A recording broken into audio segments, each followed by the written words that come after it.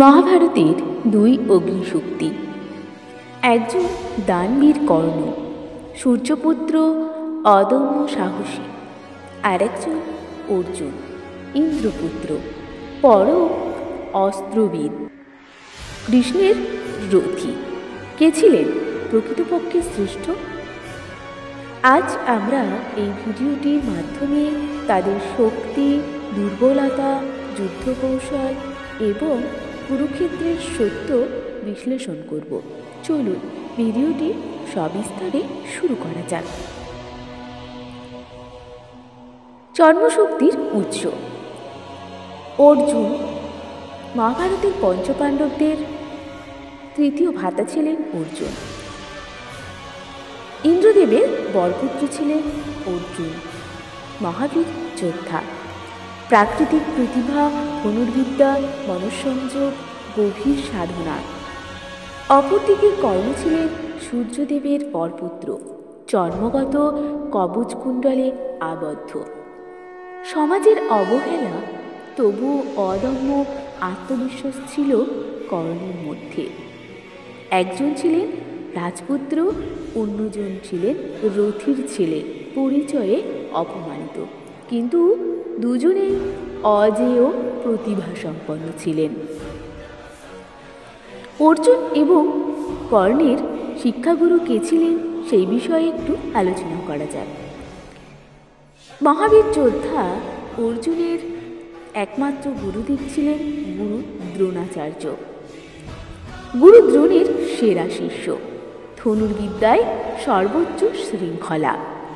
অপরদিকে কর্ণ ছিলেন পরশুরামের পরম শিষ্য। পরশুরামের কাছে ব্যক্তিগত প্রশিক্ষণ লাভ করেছিলেন কর্ণ। দেবশাস্ত্রের গভীর জ্ঞান, কিন্তু অভিশাপের শিকার হয়েছিলেন তিনি। গুরু দ্রোণ অর্জুনকে বলেছেন, অর্জুন, তুমি হবে এই পৃথিবীর শ্রেষ্ঠ ধনুর্ধর।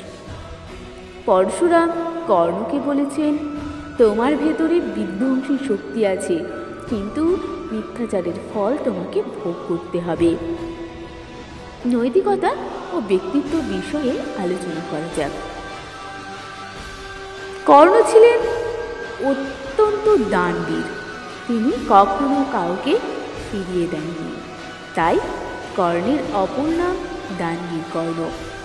বন্ধুত্বে অবিচল, দুর্যোধনকে কখনো ছাড়েননি।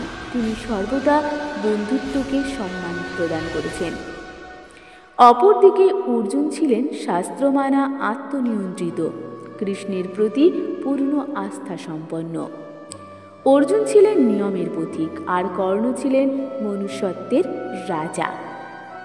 যুদ্ধ কৌশল। অর্জুনের শক্তি ছিল অতুলনীয় নিশানা ও গতি। অস্ত্রবিদ্যায় অপরাজেয়, ক্ষণ পুরুষশাসিত ধনুক চালনা।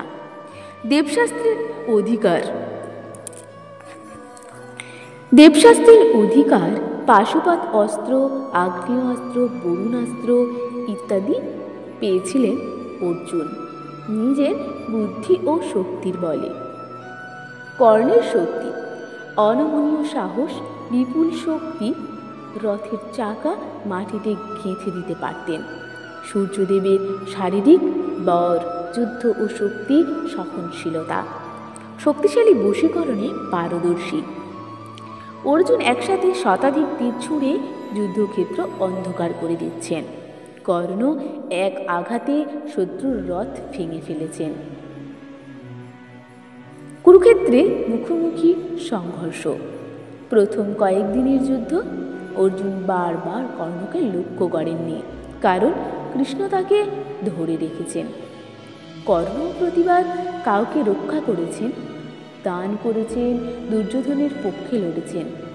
দুই বজ্রের সংঘাতে কি ঘটেছিল? এটি ছিল মহাভারতের সবচেয়ে উত্তপ্ত যুদ্ধ। অঞ্জনার চোখে জলে উঠেছিল অগ্নি, কর্ণের দৃষ্টিতে ঝলসে উঠেছিল সূর্যের আগুন। কর্ণ প্রথমে অর্জুনকে পিছিয়ে দেয়। নাগাস্ত্র অর্জুনকে প্রায় হত্যা করতে যাচ্ছিল। কৃষ্ণ রথ ডুবিয়ে দেন। কর্ণের রথচক্র কাদায় আটকে যায় অভিশাপ অনুযায়ী। অর্জুন সুযোগ পেয়ে অঞ্জলিকে বাণে কর্ণকে আঘাত করেন। অর্জুন, আজ তুমি জিতলে, কারণ ভাগ্য ছিল তোমার পক্ষে, কিন্তু শক্তিতে নয়। সেদিন জয়ী ছিল অর্জুন, কিন্তু হৃদয় জিতেছিল কর্ণ।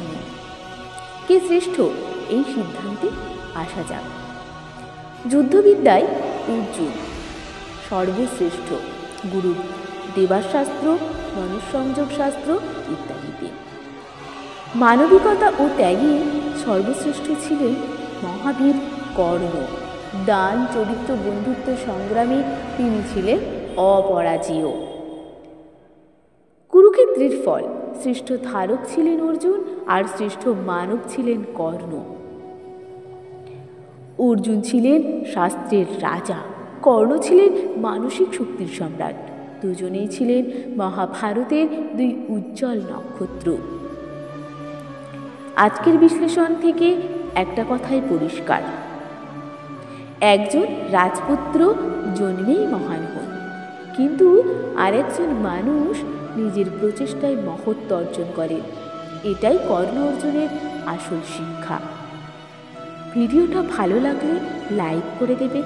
মহাভারতের আরও গল্পের জন্য চ্যানেলটিকে অবশ্যই সাবস্ক্রাইব করে বেল আইকন অন করে রাখবেন। ধন্যবাদ।